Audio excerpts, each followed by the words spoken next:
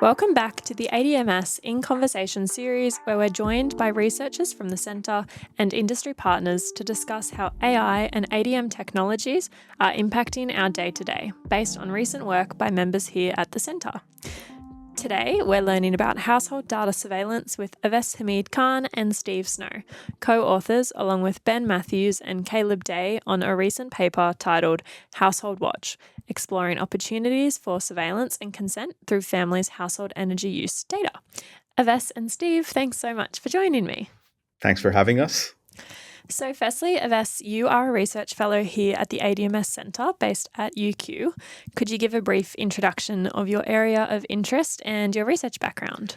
Absolutely. So my research predominantly focuses on how can we collaboratively design technology with end users. So I'm very interested in understanding the different mechanisms and structures through which we can engage with the actual users of systems and give them a voice to influence and shape the technologies. I'm interested in designing participatory methods, tools, approaches, exploring speculative techniques, which might help us imagine unrealized futures or near future technological possibilities. Now, Awais, before we jump over to you, Steve, I'm wondering, can you give some examples of some of the toolkits or resources that you have worked on with your design expertise? Yeah, so I've worked on lots of different types of design toolkits and approaches, everything ranging from generative card-based toolkits, which might be structured as games. So you can have multiple people engage in conversation through some of those game-like structures, all the way to more visual elements, such as using comic-based techniques where you're visualizing content and allowing participants to react to some of the visualizations and imagined futures of the technological spaces, as well as prototypes, which we will sort of also cover in the talk today, hopefully, which sort of are more, I guess, traditional in the sense where you've got an application or a toolkit that people can interact with and then respond to. Brilliant. Thank you, Awais. Steve, you work also as a research fellow at the University of Queensland, as well as a researcher with the CSIRO. Can you tell us a little bit more about the work that you do?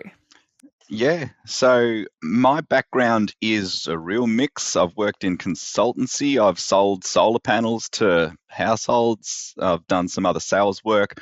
My research work since doing my PhD has been around user-centered design and about how to engage people with data, basically. My PhD was around energy use feedback, so solar analytics and energy use feedback that can help inform better energy efficiency and better energy decisions for households. I've done indoor air quality dashboards during the COVID pandemic. This was around classrooms to help students and teachers kind of understand when the indoor air quality was getting bad and you might need to open the doors or windows to ventilate. And at CSIRO, I am working on My Climate View, which is a dashboard that helps farmers and other people in agriculture understand what the climate in their area is going to look like in the future and how they can make better adaptation decisions. All right. So today we are talking about your recent work on Household Wattch. What is Household Wattch and what was the motivation behind this study? Right, so Household Watch is our concept of an energy use feedback app from the future. So rather than just showing you how much energy your house is using, Household Watch analyzes energy use data and it scores families on some pretty quirky alternative metrics generated from their energy use data. So, like sleep disturbance, household health, and sustainability. And it uses high data capture frequency energy use data and it analyzes it. And so you can see things like there's always a lot of activity during the day, and then when people go to bed, it'll drop off. And so you can, approximate maybe what time households go to bed and wake up in the morning. If you've got access to lighting circuit data, you can tell whether they've been up in the night, whether they've turned on lights in the night. You can analyze their microwave use and their stovetop use. And so you can basically get some really quite sensitive metrics about people's personal activities through their energy use data. So Household Watch, I guess it's primarily an educational tool. So it's not something we ever expect to see on the market. It's purposefully a bit provocative, because we had 16 Australian households and we measured their energy use data and we got these types of insights from them and we played them back to these families through Household Watch. So it's a form of speculative design that aims to demonstrate a possible future to users through a technology that they can use today. We designed it to show users exactly how much you can tell about a family through analysis of their energy use data, and how in the future this type of data might easily be used as a means of targeting products and advertising to them. But it's also definitely the source of some possible benefits, such as being able to tell if you have inefficient appliances, understand how you can be more sustainable. So a whole lot of potential benefits, but also risks. And Household Watch is just a tool to better communicate this possible future to users, inclusive of the benefits and the risks. I feel like as just a citizen, this product sounds something I would definitely be interested in. It's almost like how you wake up in the morning and you look at your sleep data to see how you slept the night before. If I know you said this is just for educational purposes, but if this was something that was planned to bring to market, what would that look like and what would be involved? I guess I never saw it I saw it as an educational piece. I didn't see it as a marketing thing, but it's interesting because the people who we showed it to found it fascinating, and they were a bit like you. They were like, I like this. Can I get it? So I think for me personally, like as an energy researcher, a persistent problem is just the fact that energy is so invisible. Like how often do you get your energy bill, Nat? Quarterly, I think, and it goes to my housemate. That's it. I mean, that's just a perfect example where you have pretty much no idea of what is making up your bill, and that's the same for so many people. So I guess for me, I was fascinated um, by the fact that you can categorize your spending patterns on your banking app. You can send money across the world while you're fixing a fence or something like that. Your smartwatch does your heart rate, your step count, your all of these things. Yet we're still interacting with electricity like it's 1985, exactly the same way. And so that, for me, is why I was interested in Household Watch, because a lot of the energy transition has been around trying to get people up to speed with these new tariffs, with time of use tariffs, demand tariffs, all of the different retails you can choose. And so a lot of the focus of, I guess, energy literacy and energy empowerment with users has necessarily been on this, like, hell, it's happening tomorrow. We've got to get people up to speed with these things.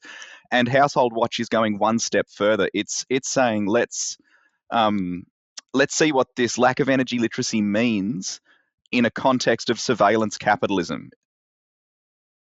It's the reason why companies have so much information about you, about how your loyalty card at your supermarket knows. The supermarket knows exactly what you're buying. It knows what vitamins you use. It probably knows whether you're a healthy eater or not. It knows if you've got kids and what age they are based on the baby formula so it's that sort of thing. I wanted to go beyond the energy literacy research at the moment and look at what people need in the future. And so I guess I was never thinking of it as like a venture, as something which should be produced in the future. I sort of saw it as a provocation and a tool to help increase awareness of these types of things. Does that make sense? Yes, it definitely makes sense. But if it did come to market, I would be interested in putting in an order. Now, you use the word prototype. I'm assuming that comes from provocation, prototype. Awais, do you want to elaborate on that? Yeah, absolutely. So we purposefully refer to Household Watch as a prototype. It comes from literature. The idea is that it's a prototype that is designed as a provocation, and it's meant to get reactions from the participants that engage with it. And I think, to Steve's point, this manifestation of energy use data in this novel form in the dashboard was a way for us to present the possible what ifs. So these are inferences that could be made through your energy use data. Some of them might be a bit more apparent, like, for instance, if the light is being turned on or off, you might get a sense of whether someone's in the house But when you talk about things like getting your oven readings or your appliance readings, that's a bit further out and it's harder for people to conceptualize. So I think it was really important for us to create this mechanism to engage with participants in a way that was to some extent plausible. So it draws upon a lot of the standard conventions of dashboard like interfaces, like apps that are out there. But then at the same time, it also needed to sort of push that envelope just a little bit more to get people to think beyond what is currently out there to what could be. And I think to your question about, how would you sort of go about turning this something like this into a reality? I think there's also this aspect of the communication or the dialogue that we create right now with the participants. That's really important. So there's a lot of issues that emerge just through these basic provocations, and people react to the concepts and give you insight on things that you may not have anticipated as a researcher. Like I think within this project, there were a lot of cases where I had anticipated the participants to react in one way, and then they reacted entirely differently. So I thought the targeted advertisements would elicit a lot more stronger response from participants, but then they often saw that as a norm. But then there were other aspects of where participants started filling in the gaps themselves that I hadn't really thought through. So I think it's a really useful exercise to create these types of provocative um, toolkits or conversational props that help you, better understand different user perspectives. And what were some of the user reactions to seeing their data, thinking speculatively about how that might be used? What were the kinds of feedback you were getting? So we gave it to people to use themselves. And in the supplementary material of the paper, there's actually a link. And so you can go and play with this sort of imaginary app yourself. 15 of the 16 participants loved it. And that was news to us. Like, that was really interesting. Because we didn't expect that. I think we expected it to be a little bit more confrontational, for people to go like, oh, gee, that's a lot. But they really liked this alternative representation of their lives being played back to them through their energy consumption. It wasn't considered any more sensitive than other forms of personal data. So I think this partly highlights a normalization of corporate surveillance. Someone said, look, it's not my financial data, it's not my personal relationships data. Like, I don't hold any great emotional attachment to it. And I think that's because you do already have your smartwatch that does your heart rate. Like, there's a lot of sensitive information out there on you. But what we did find, though, was this sort of accidental surveillance that would happen within the house as well. And so people really liked it. But sometimes it was like, oh, that's awesome. I can just see, I think you might have busted my 16-year-old daughter for being up late, because she knew that it must have been her daughter, because the rest of the family's in bed by a certain time. And I'm almost certain that her daughter didn't know that was possible. The kids knew that they had an energy monitor, but I'm sure the kids didn't know that. And so it sort of brought up these types of things, where these were obviously harmless findings, harmless incidents, but it does highlight that you can have this sort of accidental surveillance within the home that's happening, even quite separate to the corporate surveillance which we wanted Household Wattch to convey to people. Yeah, it sounds like the data tracking might not just have an effect on data usage, but maybe family dynamics and how you might move around the house and when. But that's really interesting. And it's interesting, that distinction between how you thought people might react to seeing their data and realizing how that can be interpreted and used for various things, and thinking they might be shocked about that. But really, they're kind of interested in it. And it reminds me of your screen time, when Apple sends you your screen time each week. And you might think that, seeing you've spent 4 hours on your phone each day would be a bit shocking, maybe feel a little bit ashamed about your phone habits. But in reality, I kind of see mine sometimes and I'm like, oh, maybe next week I can do better.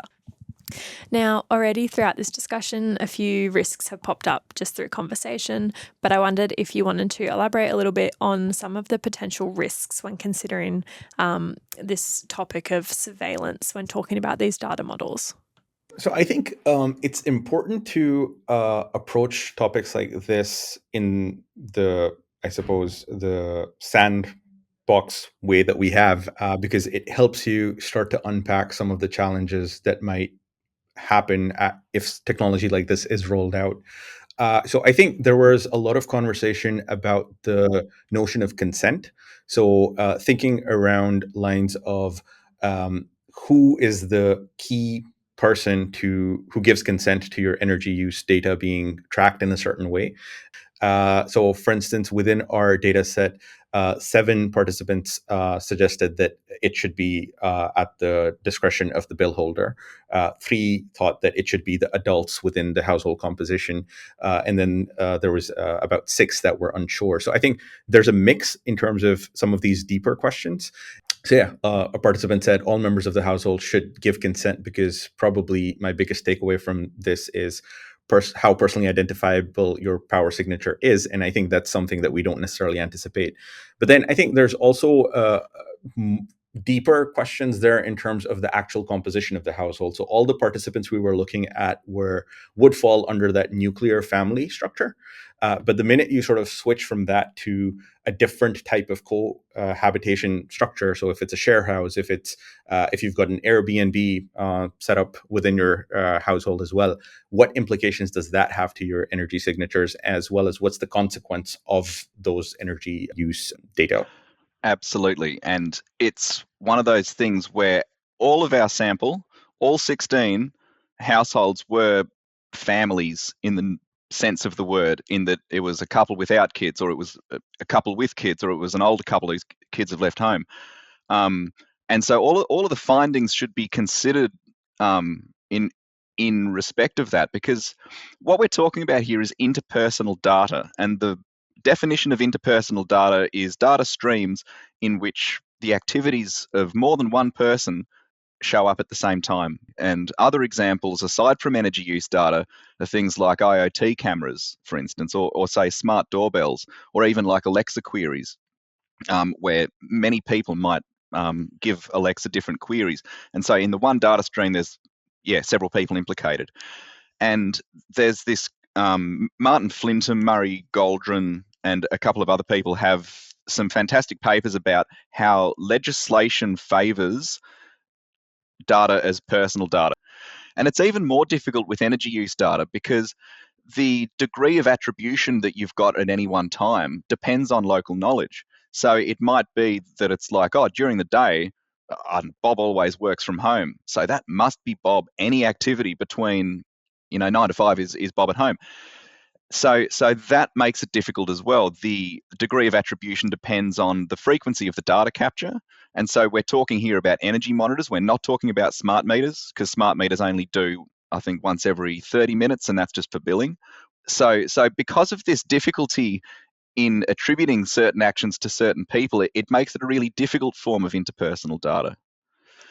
And that's one of the interesting things, where I think we in the paper categorized the findings according to findings related to within the home that I was talking about before. So busting your teenage daughter for being out of bed. Findings beyond the home. So this is where you might come across an opportunity to share your energy use data with a corporation in return for some freebies, some money off your bill. You might get a better home insurance premium, for instance, because all of these things are possible. We were able to determine whether someone left the oven on, and if they did, that went against them in their home insurance metric. We can determine if you've not got a circuit for an electric stove, you've probably got a gas stove, and that's a higher fire risk. And so that goes against you in your home insurance metric.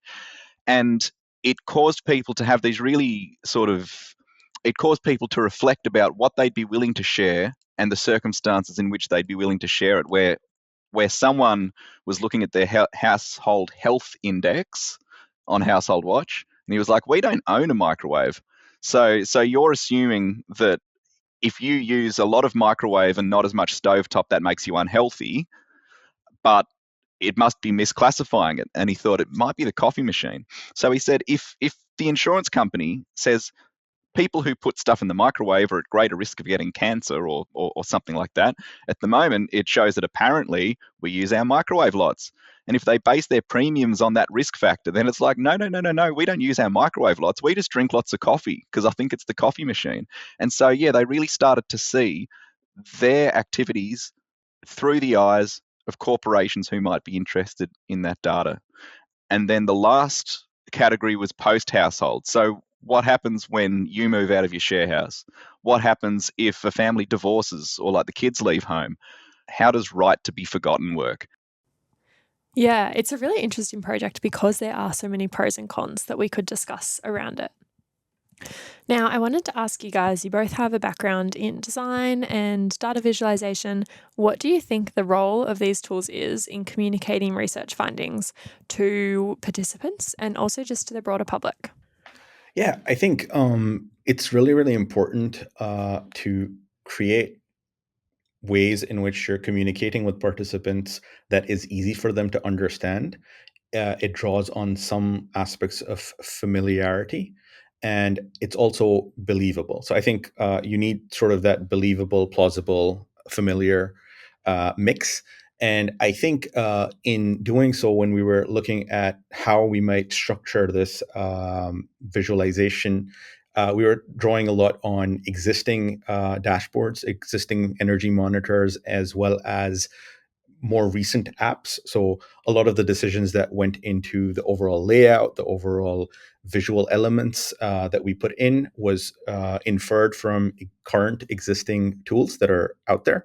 In addition to that, we also developed a series of targeted advertisements that drew on bootleg brands as a way of illustrating to participants what future possibilities might exist in the case that corporate surveillance was able to get a hand of this type of data set, and what would those outcomes look like. I think we were very cognizant of the fact that we are playing personal data back to participants. And so there was a level of care that we put into how we designed this. And I think that like there's a lot of small nuanced things that we were thinking through as we were going about the iterative process of creating the screens as well as the different materials and thinking through how we present this to participants. So I think that was it's really important to think about not just what you're making but how you're presenting it, and how do people actually interact with it, and what level of agency or control they have in that process. To Steve's point earlier, where he was mentioning that we let participants first explore the app. That was meant to be a way for participants to first just test the waters and then ask questions where they felt they needed more details. And then that became that aspect of, or that point of a provocation where we were then able to have a dialogue about what a particular feature might mean. But yeah, Steve, did you want to add anything to that? Yeah, another thing is that our personal relationship with the participants through the existing energy monitoring trial was important here, because energy literacy is an incremental thing where you learn more and more and more. And we needed people to have a fairly high level of energy literacy in order to understand that this isn't something nasty. Kind of people had already actually in the previous trial spoken a little bit about privacy, or just like, oh, gee, I didn't know you could actually see that level of detail when I turn on my computer monitor in the morning and stuff like that. So that's something important to consider with design as well, that you really have to consider your participants. And we didn't want to make it confrontational. We wanted to have it as like a positive experience. And I think we were very, cognizant of our audience and and our previous relationship with these participants in designing it as well. I think that's a really important approach, Awais. You mentioned it being almost like a practice of care, really thinking through how people are going to engage with the research and with the designs or the resources that you're putting forward. And it really shows that this work is not existing in a silo and it's been thought out for broader audiences to have access to, which is so important for research translation. Did either of you have any final thoughts that you wanted to add? Just briefly, I think this research points to 4 really important things to consider going forward in the future. The first is that we need to better cater for interpersonal data in policy. And that's clear. From this one paper, we can't say policy should do this, but just our findings really align with the other work done on interpersonal data that it's difficult. You can't expect, say, teenagers to pore over their energy use information and stuff like that, but at the same time, you still need their consent. It's about having these conversations with families and about getting the consent right and about better catering for interpersonal data and moving away from just this like gatekeeper, yes, no relationship that's so prevalent in legislation at the moment. The second point, it shows there's alternative uses of eco-feedback. And so eco-feedback in the past has just been overwhelmingly concerned with, if we give people better energy use information, they're going to make more informed decisions. They're going to increase their energy literacy. 40 years of eco-feedback research has been along those lines. And so this really shows the different types of ways that you can engage people with their lifestyles, with their families, and alternative uses for eco-feedback. The third point is helping users navigate sharing, where I think we want people to read this as a positive paper, that this wasn't saying like, oh, in the future, all the corporations will know everything because they're going to harvest all your data and all of that stuff. It wasn't about that. It was just about, if you're in the future positioned with a decision about whether to share this type of information, who would you share it with, and why, and is this appropriate, and would you need to speak to your kids about this, or would your partner be involved, and who should make these decisions? So much further work is necessary around those types of transactional interactions with data. And finally, just being careful about antisocial surveillance.